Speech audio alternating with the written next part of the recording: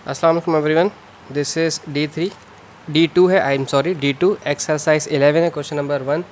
कोशिश करेंगे कि हम बहुत बेसिक्स से चलें और जितनी भी डिटेल्स हम इसमें हैं वो हम आपसे डिस्कस करें ताकि आपको हर तरह की इसमें प्रॉब्लम जो है वो सॉल्व हो जाए।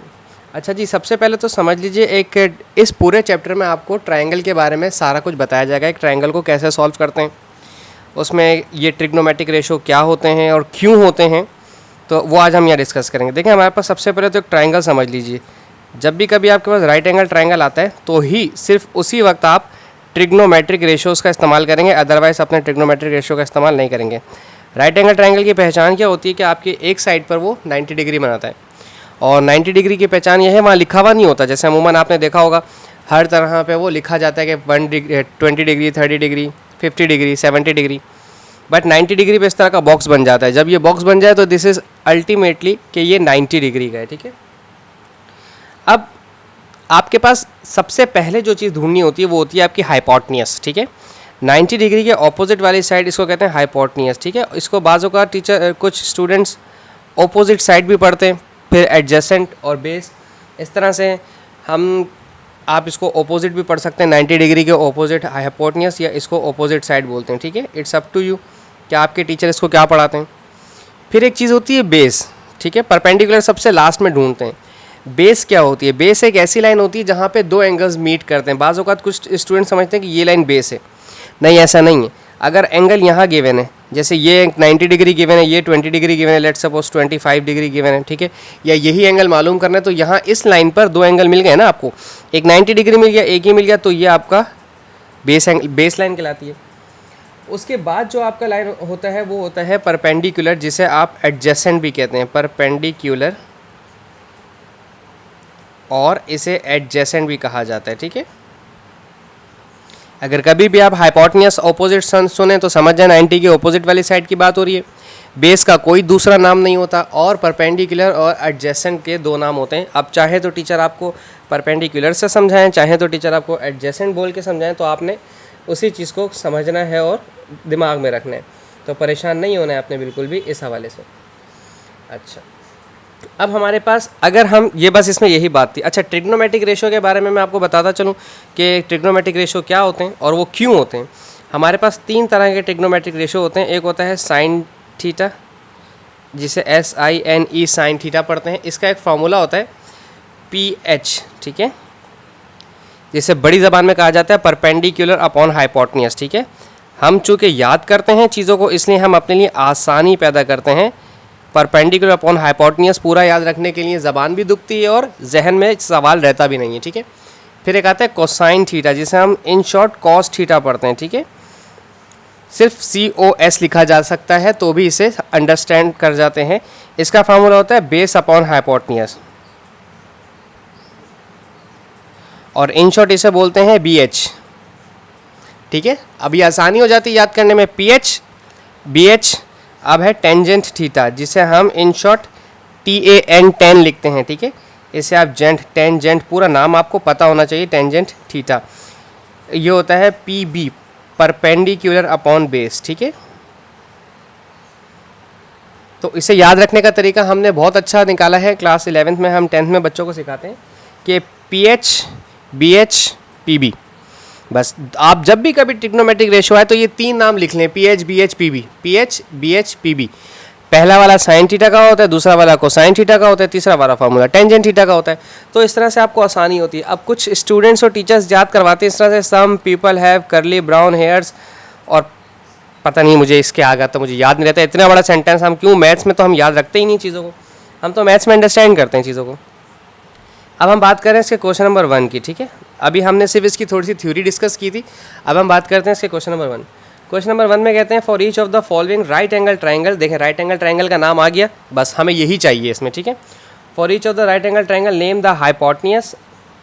ओके, पहले मैं ट्रायंगल बनाता हूँ यहाँ पे। सिर्फ नाम लिखने और कुछ नहीं करना इसमें, ठीक है।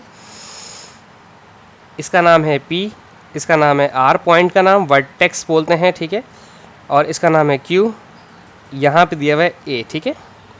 अच्छा, द नेम हाइपोटेन्यूज। हाइपोटेन्यूज आप अच्छी तरह से जानते हैं कि अभी हमने थोड़ी देर पहले डिस्कस किया है हाइपोटेन्यूज के बारे में, कि जब भी कभी आपको हाइपोटेन्यूज के बारे में बोले वो, तो दिस इज़ अल्टीमेटली अंडरस्टूड कि हाइपोटेन्यूस आपका 90 डिग्री के ऑपोजिट वाला होता है। और इस वक्त हमारा 90 डिग्री आपको कहाँ दिखाई दे रहा है? इस वक्त हमारा 90 डिग्री दिखाई दे रहा है आर के ऑपोजिट। आर जो हमारा पॉइंट है, आर पॉइंट के ऑपोजिट हमारा 90 डिग्री हमें दिखाई दे रहा है, और वो है ये, दिस इज़ इट। ठीक है, दिस इज़ हाइपोटेन्यूस, जिसे हम इन शॉर्ट एच भी लिख सकते हैं। ठीक है ना, इट्स अप टू अस कि हम इसे कैसे सॉल्व करते हैं। ठीक है, अच्छा, अब दूसरी बात पूछी जा रही है, name the side opposite to angle A. अच्छा, एंगल ए हमारा ये है और इसकी ऑपोजिट साइड ये है। ठीक है, चूँकि इस लाइन पर दोनों आपके पास एंगल्स मौजूद हैं, एक एंगल यहाँ है 90 डिग्री का, एक एंगल ये है जिसका नाम है ए, इसके ऑपोजिट ये तो हो गई बेस हमारी। ठीक है, जो नहीं भी पूछा तो हमारा ये बेस हो गया है, और इसके ऑपोजिट की जो साइड है हमारी वो हो गई है हमारी परपेंडिकुलर। ठीक है, ये परपेंडिकुलर है। अच्छा, पी क्यू हमारी हाइपोटेन्यूस है, इस तरह से आप लिखेंगे, पी क्यू आपका हाइपोटेन्यूस है। मुझे इतनी पूरी स्पेलिंग हाइपोटेन्यूस की याद नहीं रहती। ओके, और the side opposite to angle A, angle A के जो ऑपोजिट साइड है जिसको हम पी आर या आर पी कह सकते हैं, जो उन्होंने पूछा था कि the side opposite to angle A के ऑपोजिट साइड कौन सी है, वो ये है पी आर। और इसके बाद पूछा था द साइड एडजेसेंट टू ए, तो ये क्यू आर है हमारा। ठीक है, दिस इज़ क्यू आर। आप इसी में भी लिख सकते थे, तो कोई मसला नहीं है। ये हमारी परपेंडिकुलर है और ये हमारी बेस लाइन है। ठीक है, इट्स अप टू अस कि हम इसे ऐसे लिखें ऐसे लिखें। बेहतर है कि आप अभी चूँकि जूनियर क्लासेस में हैं तो आप इस तरह से लिखें ताकि आपके बेसिक कॉन्सेप्ट्स क्लियर हो जाएं, आपको आसानी से याद रहें। ठीक है, अब इसका पार्ट बी देखते हैं। पार्ट बी में कहते हैं एक आपको ट्रायंगल दिया हुआ है थोड़ा सा टेढ़ा सा, तो कोई मसला नहीं, हम भी टेढ़ा से बना लेते हैं। इस तरह से दिया हुआ है। ठीक है, ये 90 डिग्री के लिए इन्होंने यहाँ पे बॉक्स दिया है, तो ये हमारा z है, ये हमारा y है और ये हमारा x। ठीक है, और यहाँ पे दिया हुआ है a। अच्छा, सबसे पहला सवाल था दी हाइपोटेन्यूस। हाइपोटेन्यूस हमारा ये है z के ऑपोजिट वाली साइड, ये हमारी हाइपोटेन्यूस है, तो हम यहाँ पर लिखेंगे x y is equals to hypotenuse. ठीक है, फिर पूछा था the side opposite to angle A, angle A के जो ऑपोजिट साइड है वो है एक्स जेड। ठीक है, ये एंगल ए के ऑपोजिट साइड है एक्स जेड, चूँकि इसके ऊपर कोई दूसरा एंगल नहीं है अवेलेबल, इसलिए ये हमारी परपेंडिकुलर है। और फिर हमारी रह गई है y z only which is base. ठीक है, जो एडजेसेंट है हमारी एंगल ए के साथ। ठीक है, एंगल ए के साथ एडजेसेंट थी। क्वेश्चन नंबर 2 इसका देखते हैं क्या कह रहे हैं हमारे पास। क्वेश्चन नंबर 2 में, कहते हैं find for each of the following right angle triangle state the value of sine A cos A tangent A sine B cos B tangent B. Okay, कोई मसला नहीं। इसमें एक ट्राइंगल दिया है, हम पहले उस ट्राइंगल को बना लेते हैं। ये ट्राइंगल हमारा कुछ इस तरह से करके दिया है। ठीक है जी, इट्स नेम इज़ ए, इसका नाम है बी और इसका नाम है सी, और यहाँ पे राइट एंगल मेंशन होना बहुत ज़रूरी है। ठीक है, अगर राइट एंगल मेंशन नहीं तो फिर मैं इस सवाल को फर्दर सॉल्व नहीं कर पाऊँगा with the help of trigonometric ratio. ठीक है, किसी और तरीके से हो जाता है। ये 12 सेंटीमीटर, वो आप आगे जाके सीखेंगे। ठीक है, ये 13 सेंटीमीटर और ये 5 सेंटीमीटर। सबसे पहला पार्ट साइन ए, यानी कि आपके पास बेस एंगल ए है। ठीक है, अभी आपने सिर्फ sine A cos A tangent A को कंसीडर करना है। ठीक है, साइन का फार्मूला मैंने आपको क्या सिखाया था, जब भी कभी आपके पास ट्रिग्नोमेट्रिक रेशो का फार्मूला आए तो यूँ लिख लें P H B H P B. आप जब ये तीन चीज़ें लिख लेंगे तो आप कभी सवाल में गलती नहीं करेंगे, कभी नहीं करेंगे, यकीन जानिए। साइन का फार्मूला है पी एच, यानी कि परपेंडिकुलर अपॉन हाइपोटेन्यूस। ठीक है, मैंने पूरा लिख दिया है सिर्फ आपकी आसानी के लिए।